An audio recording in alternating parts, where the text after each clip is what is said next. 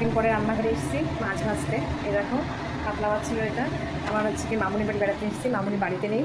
তো এখন সকালবেলা কী খাবো বুঝতে পারছি না। রান্নার দিদি সিদ্ধ ভাত করে গেছে, কিন্তু আমার তো সিদ্ধ ভাত তো ভালো লাগে না। তো আমি একটু মাছ ভেজে নেবো, বহুদিন পরে মাছ ভাজছি। আমার তো খুব ভয় লাগে।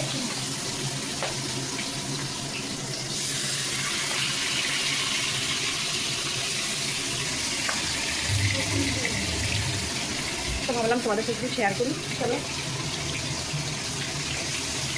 মামুনিকে নিয়ে এসেছি, মামুনিকে বাড়িতে নেই, মামুনিকে একটু মিস করছি। আমরা হচ্ছে 3 জন আছি, আমি, বড়দি ভাই আর ছোটো বোন, 3 জনে মিলে 3টে মাছ ভাজা খেয়ে নেবো।